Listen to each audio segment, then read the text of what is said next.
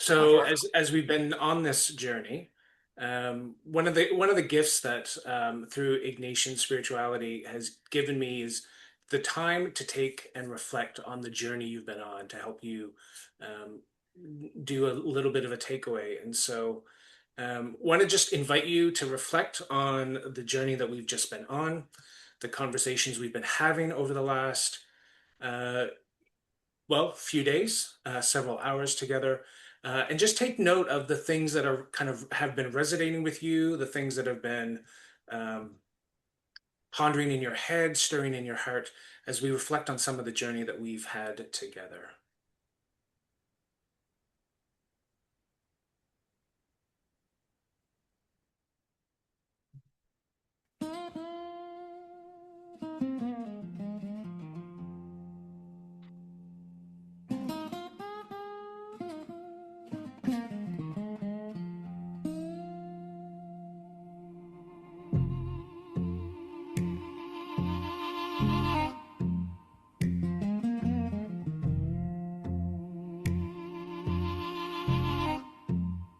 He walks the shepherd, walks beside me, ending acapella, fading to single. You barely, he walks beside me, ending acapella, fading to see no is that chance imagine, action.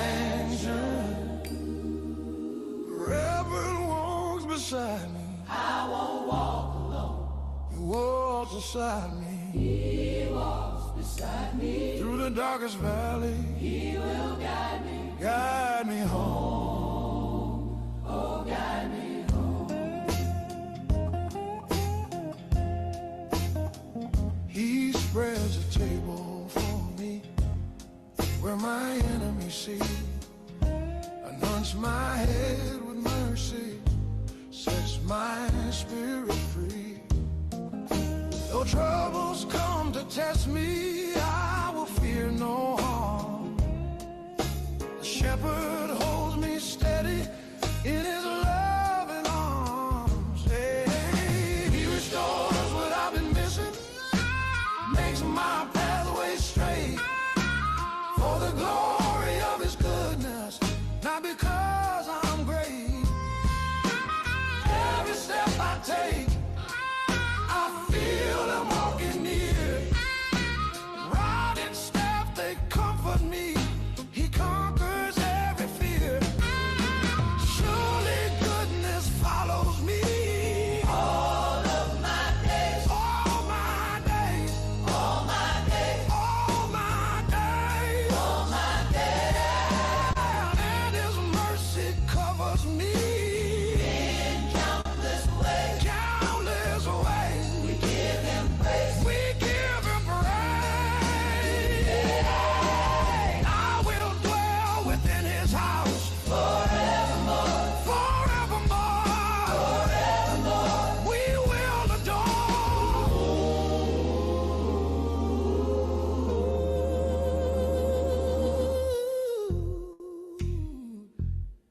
Oh, yeah.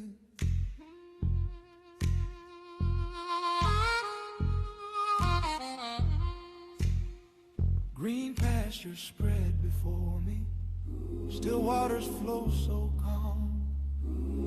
My cup is overflowing with his healing balm.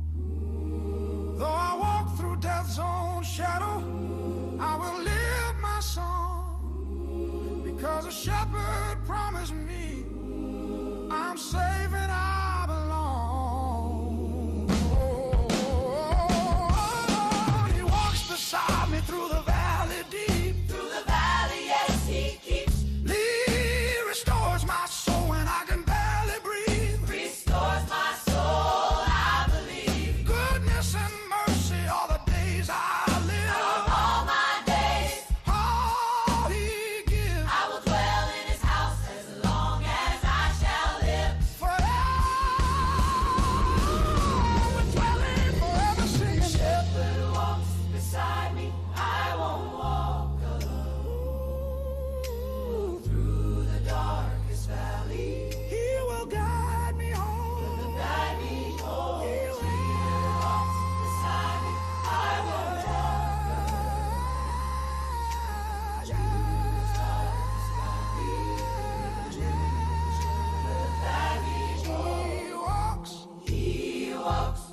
beside me every day. through the valley. Through the storm, he's the way. When I couldn't see the path, he was there.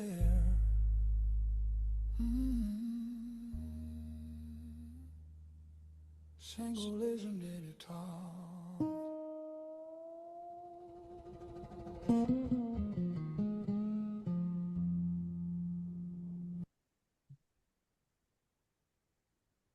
It really has been an incredible journey that we've been on together, and we want to invite you to take a moment to think about what you are taking away. We're not done yet, but this will be interesting as we kind of begin to think about what do we take and carry with us in this next stage of the journey. And so, um, again, want to invite you to log into the Menti. Um, and what are you taking away with you? What are you holding, carrying with you from this conference into the next season of life ministry in your parish, in your ministry, however that looks? Just we'll allow a few moments for that to happen.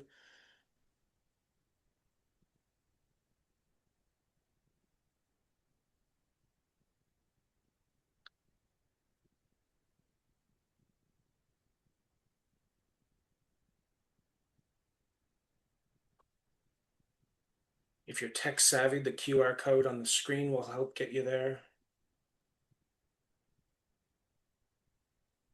And if you're a Luddite like myself, feel free to put your response in the chat. That'll be great too. Lisa, what are you thinking? I mean, I realize we've had a little bit of a, um, advanced seat being part of the planning, but what are you taking away from this as we think about the next season of life and ministry? Well, I think has been reiterated a number of times today throughout our session is around that intentional listening and how critical and really key. That's just not a step we can skip. Yeah. And sometimes we do jump as Emily was showing that wonderful kind of model for discerning how we can be more missional. The loving service and the listening are really key. So, and all the ways that we do that, yeah. How about you, Shawn? What have you been thinking about? And by the way, Shawn and I are both directors of mission and ministry. He's in the Diocese of Fredericton. I'm in the Diocese of Nova Scotia and Prince Edward Island. So you've got kind of the East Coast segment here. But Shawn, what are you thinking about as you've reflected on the 2 days? Yeah, I mean, similar to you, and I think a lot of us, it's that I'm seeing these comments of I'm not in this alone, and you know so often in the type of ministries we're in, it can feel isolating. You can feel like you're talking in a silo that others aren't getting it, or you're all of a sudden speaking at Bethel and speaking a different language that no one understands. And so one, for me, it's an encouragement of there are siblings across the country that are in similar situations and wrestling similar things. And again, as someone who has the privilege of being someone to encourage people to take a risk, admittedly, a number of people think sometimes I'm encouraging them to take a risk to get into trouble, but those who know me know I'll have your back too. When you do take that risk, and so, it's a reminder of, and I'm sitting here, been wrestling with, what is it in my own ministry, in my own rhythms, serving in the diocese, serving alongside the bishop. What are some things that I need to start getting a little more risky on? So a little bit of a fair warning to those from the diocese who are on. But some great comments in the chat as well. Um, the other thing that it's striking me, like, and I don't know about you, Lisa, or others. Feel free to kind of interject in the chat if you disagree. But I think we're finally admitting the state that we're in. I think for a long time we've been talking about we have to do church differently, we have to think differently, yada, yada, yada, yada. But I think we're finally actually admitting that and recognizing we don't know what the next step is. And I think I agree. yeah, Yeah, I think many of us have named that. I think it may have been painful, certainly for some, for a real while. In many parts of our diocese, I think in some ways we've moved beyond the lament. And as Bishop Sandra had said during the night of the bishops' panel, I think some of our folks have said, okay, well, if this is our new reality, they roll up their sleeves and they're like, well, what's worth drawing? I mean, really, what have we got to lose in some ways?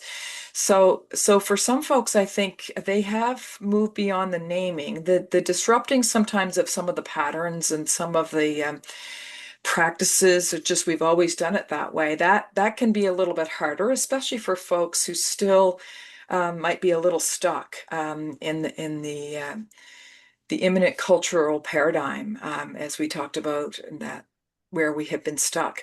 But I think many folks have moved beyond that and said, okay, now what? yeah. And that now what can be both encouraging, liberating, and like causing you to like scream into your pillow at night. Or Yeah, however it is that you process that fear, right? Because for many of us who have been formed for ministry, and certainly much of the formation that's happening for people in ministry is in a particular context, in a particular almost institutional silo. And don't hear what I'm not saying. I'm not attacking. It's just a reality. We're forming people sometimes for a church that doesn't exist anymore. And part of that new learning, unlearning, relearning, whatever adjective you want to put in front of learning, we need to do that learning. And I think that's where the listening to what learning how to listen and cultivate that relationship with the spirit to be able to hear what's going on. I remember once in a sermon illustration, trying to talk about like learning how to listen to what the spirit is doing is like learning how to hear and discern the language of an infant. Like you often see, and fair warning, I'm not a parent, so I'm talking from the space of observation. But you see these parents who get because they're in such deep relationship with their child, it sounds like a babble to the world around, but to the parent, they know exactly what they're saying. They know they've cultivated that relationship. And I think part of the discipleship, as we've talked about, is learning that language, learning how to listen, learning how to talk, I think.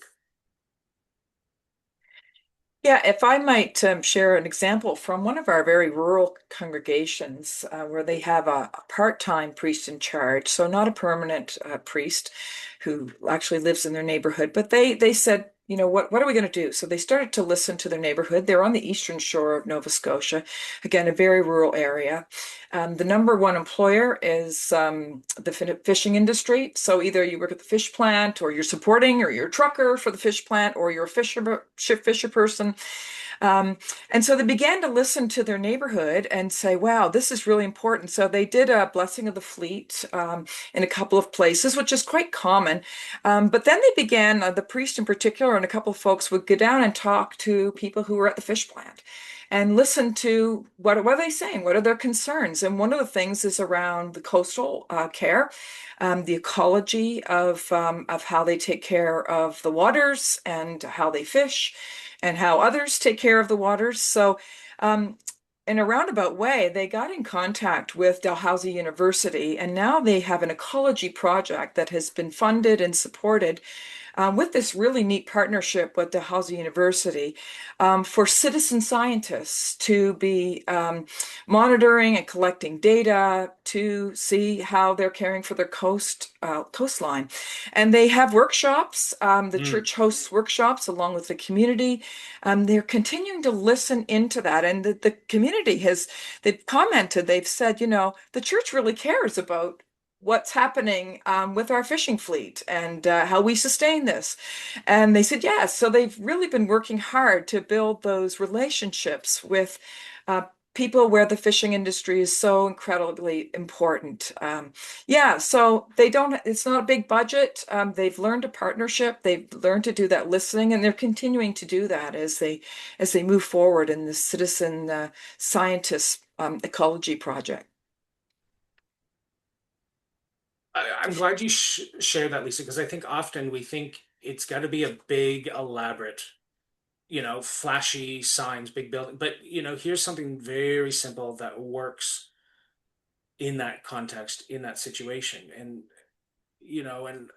I think that's important for us to hold on to is, there's things for us to learn from neighboring parishes, neighboring communities, neighboring churches. But part of that gift of listening is actually saying, Lord, what is it that you're doing here? Like I can look at what, Ian and Emily are doing in Niagara. I can look at what you're doing, Lisa, and say, oh, I wish this, I wish that, I wish, but Fredericton, the Diocese of Fredericton is not Niagara. We don't have communities that are like Niagara. God's shown special favor to, the East Coast that, he hasn't shown to Central Canada. I kid to all those who live in Central Canada. Um, Send letters to Lisa. Um, but the reality is, it's what are the principles that I can learn from, but what's actually the Spirit doing here? I remember, Lisa, you've probably heard me tell this story before, and but it's, I was working with a small rural parish where their main kind of their core body would be about 20 individuals. Um, and most of them are in or retirement. And they had me down a couple of years ago to do like some missional conversation, and when you look at the neighborhood that surrounds them, the parish, as we heard Archbishop David talk about the cure of souls in the parish on Thursday night, they're now what was a farming community, and this little parish on the side of a salmon river is now predominantly industry. So I said to them, "What's God doing in your neighborhood?" And they looked at me and said, "Well, it's all businesses. What are you talking about?" So one of the things I challenged them, I said, "Well, let's pray about this before I come back. And why don't you start talking to your neighbors?" Now, full disclosure, I was expecting by the time I got back to say, "Thanks for coming. Uh, let's lift that next booking weekend." And when I came back, we talked about how do you be a blessing to the businesses that are surrounding you? Hmm. And so often we hear these stories of us going to businesses saying, "Hey, could you help us with our bake sale? Could you help us put a new roof on? Could you help us with our steeple?" Yeah. I don't know if any of these are hitting home for people, but it's often we go with our hands out of, "Can you give?" They went with their hands out to say, "How can we serve?" And so now all of those businesses, and I was just checking because I'm on the parish's email list, and every week there's three or four businesses on the prayer cycle for the week, and that parish continues to pray for them and reaches out. How do we pray for you? How do we pray for your employees? How do we pray with what's going on? They've also wonderfully realized you can't look to be a blessing and bring Jesus into the community just for the sake of attendance and offering, because the world around us is clued into that, I think. I think you raise a really good point around recognizing or seeing with fresh eyes our communities. Um, Stephanie Spellers mentioned about the prayer walking, and in some Yeah. I know of our rural communities, it's just not possible to walk from one community to the next. It's too much geography. But even doing prayer caravans, and we've had a couple of parishes doing that, And stopping and praying at City Hall, stopping and praying at the high school. I mean, all the pressures that young people are going through, stopping and praying at the hospitals and all the staff who are stressed and overworked and trying to do more with less. And it was really powerful for them, not only to be stopping and praying and thinking about what are the needs and what's going on inside some of the facilities and buildings around their neighborhood. But a number of folks, including the city hall, they came out and met them and they shook their hands and they went over the Mi'kmaq Council and they met with Indigenous peoples and had a conversation and said, "We're praying for you and your work." And people were like, "Really?" And it was such an important exercise for them to do this prayer walk and then the prayer caravan. And yeah, so there's so many ways that we can do that, just to do that deep listening. One of the things I encourage our folks to do is read the posters around your neighborhoods and look at your neighborhood Facebook pages and what are people concerned about? What are they talking about Yeah. besides potholes and and some, but there's some good things happening too, and there may be places where you can join in. And in my neighborhood, pickleball is really hot. Like everyone is just getting on board with pickleball. And I think I should be over hanging out with the pickleball people because Jesus would be there. Like, I mean, that's a really good question is where would Jesus be hanging out in your neighborhood? Yeah. And it might be your church. It might be the bingo hall, or the Legion. And then also, I think another good question is what would break Jesus' heart? If Jesus prayer walked your neighborhood, what would he be wrecked by as Yeah. he's looking around at the people and the needs and the ways that we can be the hands and feet and heart of Christ in our neighborhoods? So maybe you have some ideas for how you're doing intentional listening in your communities or maybe in your diocese. We'd love to hear from you in the chat if you want to share some of those ways that you're doing that deep listening and maybe beginning to build relationships or doing that loving service. We would love to hear more about that. And I think too, connected with what you're saying, Lisa, is it's learning how to notice things again. Like when I go into to kind of do prayer walk, kind of direction or instruction, I try to empower people, like get that childhood create curiosity again. Like we heard through a lot of the speakers throughout our conference about having that curiosity, that wonderment. Like, okay, so full disclosure, like since it's just you and I talking, Lisa, um, I love going to the local coffee shops and just grabbing a coffee, bring my laptop, and a good chunk of the time, even though like I'm trying to catch up on emails and proposals and things for this, that, or the other, I'm watching what's going on. I'm taking notice and saying, like, Lord, what's happening in this environment? Who's at like, and every time I enter into that space where I offer to God that time, something invariably always happens. Whether someone comes by and says, "Hey, could I come and have a sit down and chat?" Or I'll see something and wrestle with, okay, well that was an interesting interaction that I saw, or oh, okay, well what's the dynamic that's going on here today in this situation? And as as Bishop Sandra just rightly highlighted, holding office hours in local coffee shops. Yeah, And indeed. and not just for the sake of the part that I would push back on. I find pastors do that easily. Hey, let's go grab a coffee. We'll work on our sermons together, and we become isolated again. We've just moved our silos into another silo. But how do we allow ourselves to be open just to who's there, who's having conversation? Yeah, yeah. When I was in the parish and preparing sermon, I would go and hang out at the local Starbucks on Friday afternoon. And there was a fellow who was working for Irving Shipbuilding, which is our Yep. huge industry here, and it's just booming. And he built all of the storage containers for Irving, and he was just so busy. And we would talk and talk, and every time we talked together. And then I stopped and changed jobs and didn't return to Starbucks, but ran into him in the grocery store, and he grabbed me and hugged me and how you doing?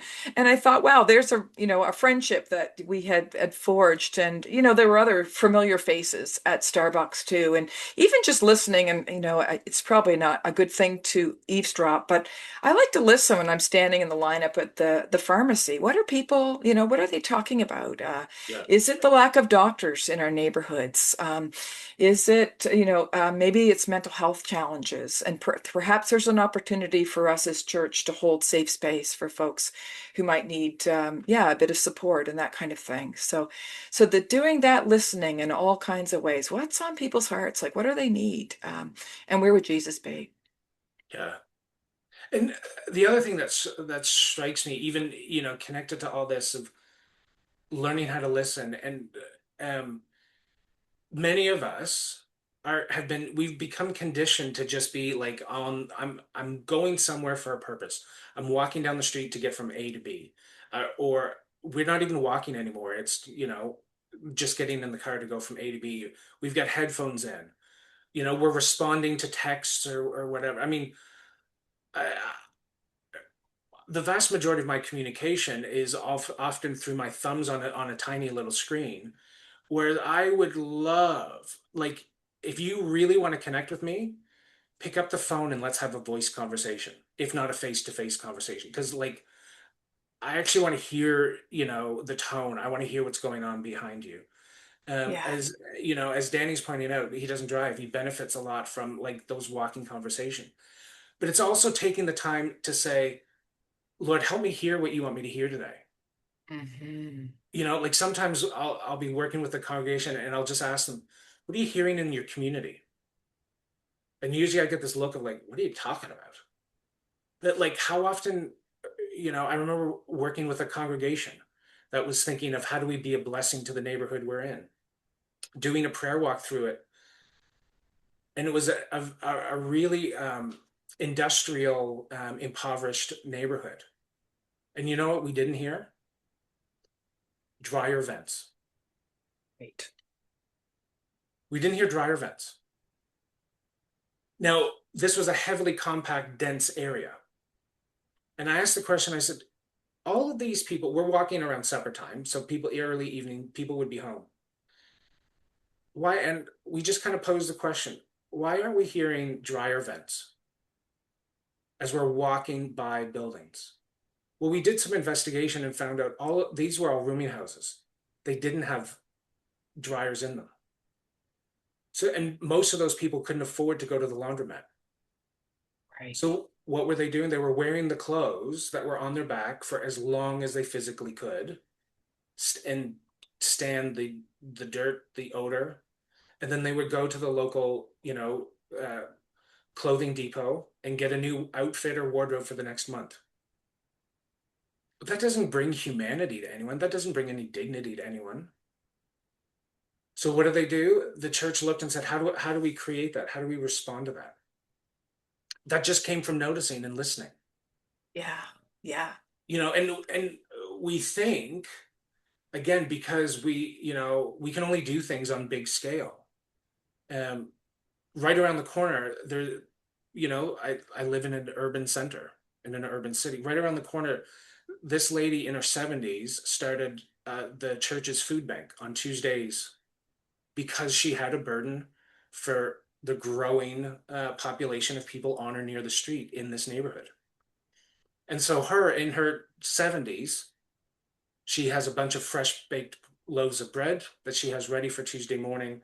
And loads of people now are making sure that that cupboard is stocked so that she can then be but that was one person having a vision. That Yeah. was one person's heart breaking for the people around her. Robert Pittman gives a great example here. He says, when I was in inner city parish, I used to pull a garden cart with a cooler full of water and walk through the neighborhood praying for the Yeah. community. handing out water and just chatting with people during the summer months so I could meet people and learn their stories. Yeah, or hand out popsicles to the kids or Mr. Freezy's. Yeah. Yeah, we have a gal here in Halifax who's at the cathedral. And she rolled out, we have a huge labyrinth kind of mat in Victoria Park, which is in the center of the city. Beautiful big park, right near the hospital. Lots of university students around, a lot of traffic in going to the shopping area. And she's really painfully shy, but she just really loves to teach people prayers. So she had these sheets and was engaging with people in conversation about praying a labyrinth. And yeah, and just talking to them about what's going on in their life. This was during COVID, so it was easier to do those kinds of conversations outside. But she thought, it's a great spot to have conversation, but also to teach some prayer. But to be listening and watching what the needs might be in those neighborhoods. Mm. I'm wondering, Shawn, if we can talk a little bit about, as Susan Bell started us off with, and I think it's been something that's resonated throughout the conference, is around our conversation about scarcity and abundance. Yeah, yeah. And especially, when you're sitting at a church council meeting, and sometimes there is a lot of conversation about scarcity, and it can really sink our hearts because it can just go so negative, and it won't happen here.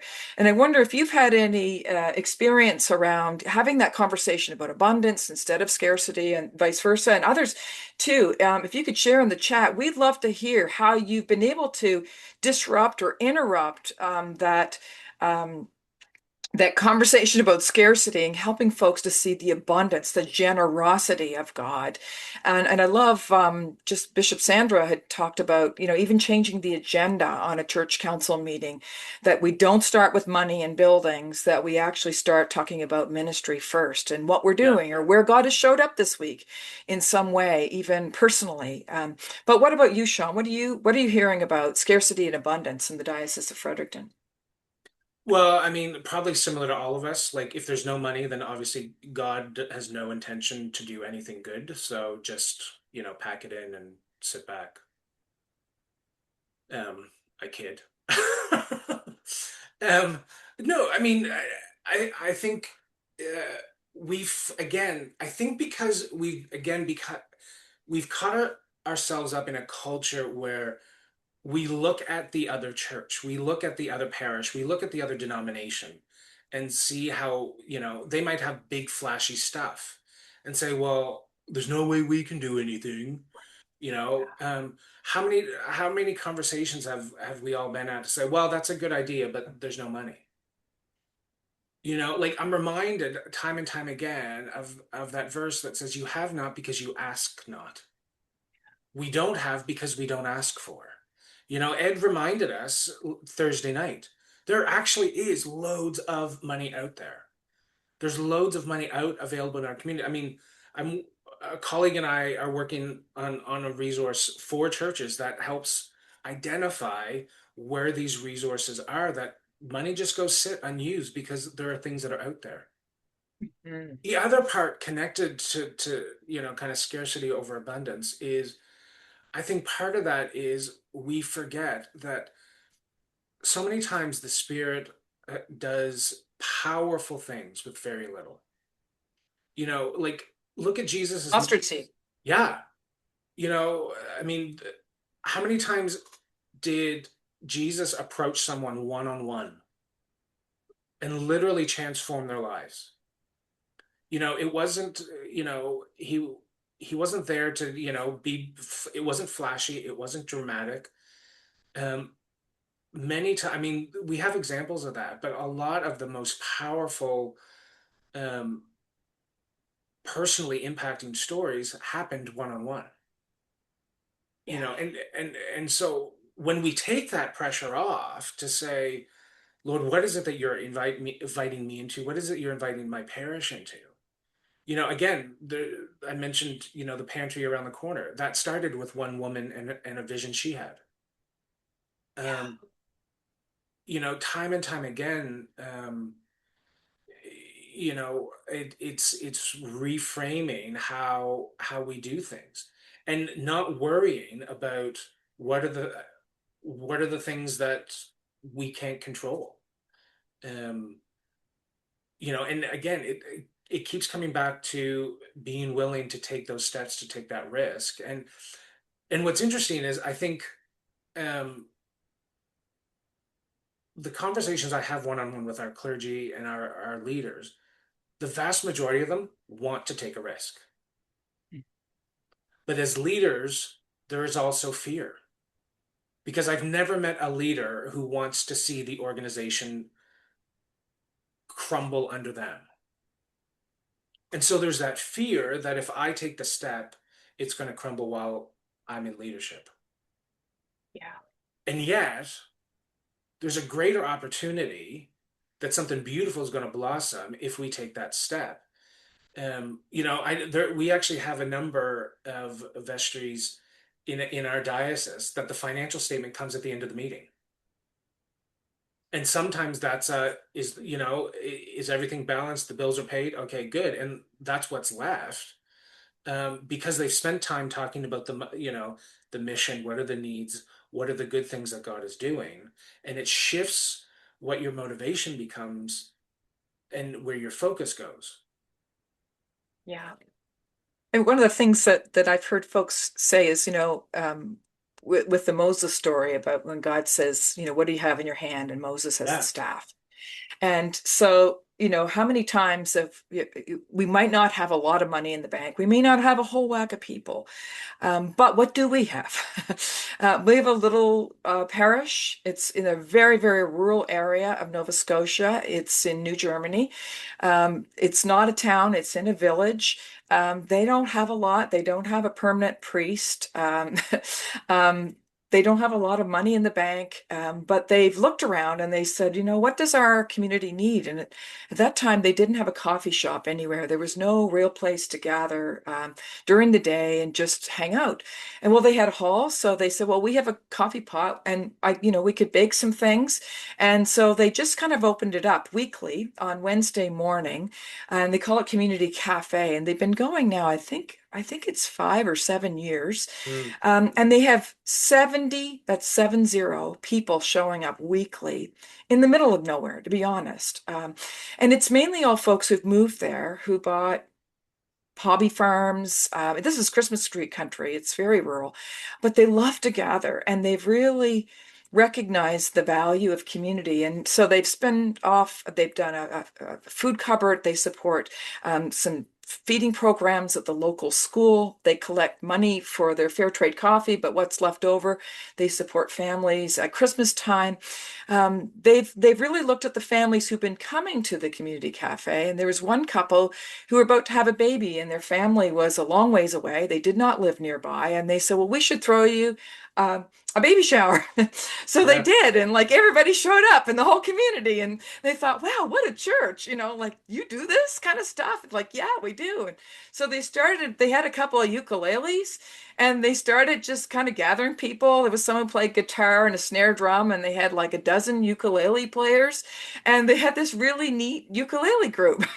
Again, it was in a very rural area, but they just said, "What do we have? Like, how do we do this?" And just a couple of years ago, they spun off from that weekly gathering, community cafe, a cafe church. And now that is growing even more than their Sunday morning regular kind of worship service because people are more relaxed. There's a dialogue sermon, there's these ukuleles, there's food.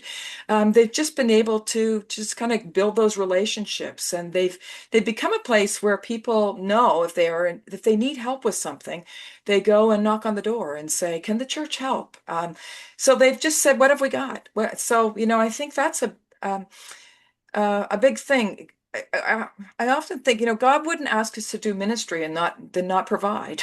I mean, God is generous. God isn't cruel or cheap or stingy. God says, I've called you to care for these souls in your community.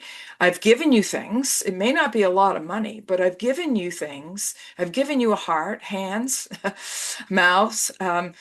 How can you serve them and love them and be this for Christ? And I think, yeah, when, and I've seen just people get so excited about that too. And then they tell the story. And I've been telling the story. That's part of my job in the diocese, is to keep sharing those stories all over the place. But you can do that too in your parishes and in your regions, to say, I've heard this really neat story. Like God really is at work. God really is showing us how we can serve our neighbors in a missional way. Yeah. Yeah, thank you for sharing that, Lisa. And like, I think as we started, at the beginning talking about what we're taking away, I think I'd encourage all of us to, don't let Thursday night and today just be another church conference that you went to Yeah, and hung out with yeah, some amazing people, which we've done. Um, but make sure we take some time to think about, you know, what is it that God's inviting us personally? Like I'm my plan, the rest of the weekend. Shawn, what is it that the Spirit's inviting me to in this new season, in this next phase? Um, and I think one of the common threads that I've heard throughout this is that, reminder that love has to be at the forefront. Convincing people of their need of Jesus, that hasn't got us anywhere unless we model that with love. If we don't start and operate from a place of love and blessing, the people outside the church, who are not with us, who have never been exposed to church, they can see when we're just looking, to fill a pew or get money on the offering plate. Do we have a yeah. genuine desire to be in community with these people, with our neighbors? Um, so I think there's an opportunity for us all as we kind of think about that and in this next season of life, and continue cultivating these relationships where we can support one another and help lift one another up when we're struggling. So yeah, it's important to do that. And thanks for that reminder, Lisa. And it's good for us to hold. If you know someone, invite them to hold you accountable on that. This has been good, and I know Dave's getting ready to come in and join us, and that will be great. It's been it's been good, and there's a lot that I think the Spirit's doing in and through us. Shawn, I was sharing with you yesterday how inspired I was by Jasmine and Terrence's story in St. John, New Brunswick, about Stone Church and their economic model. And I know that's one of our struggles, is our economic model in parishes seems to be broken. Our offerings are not covering like they used to, and giving patterns are different. And that's not about blame. It's about just it's the way lifestyles are, and heavy student loans and all those kinds of things, even for young folks. But as Ed had indicated, and Jasmine and Terrence, about finding folks who want to give. And I'm sure they're really good storytellers, as they were so captivating telling their story to us on Thursday night, about finding folks who will write a check and support your ministries. And I'm a firm believer that money follows vision. Mm. And when we're doing something, it's making a difference. People write checks. We have a small group in North Sydney. If you've ever been to North Sydney, you've taken the ferry over to Newfoundland. This is where our church is, St. John the Baptist, and they started the Feed the Need a few years ago. I'm giving out free meals once a month. They've now broadened the Anglicans, and they've involved. I think it's the Seventh Day Adventists and the United Church. They're all taking turns. I think there's a meal every week now. And a few years in, somebody noticed what they were doing and saying, hey, this is really making a difference for folks in terms of helping them with good, healthy meals, but also connecting with community, and wrote a check for $1,000 to support them. And they've said, we've had more than we needed to do this ministry. And we thought when we started, like, we're not going to be able to keep doing this because we can't afford to keep buying food and all the packaging and that kind of thing. And it was just, I think they were just faithful. They just, well, we'll give it a try. And then, people began to support them and write checks and say this is an important ministry to our neighborhood. And so I think, yeah, sometimes it's taking that risk and saying, God, well, if you're really calling us to this, then you'll provide, and we're going to take a chance and try it, at least in this way, or maybe it has to be adapted or adjusted. But I think, yeah, looking at those new economic models, who can we partner with? How might we share our building with someone so that we can really bless them and bless our neighborhood, but also perhaps be able to share some of those expenses. Since we're only maybe using it a couple of hours a week, we could be really good stewards of our buildings and our properties. Mm. Good thoughts.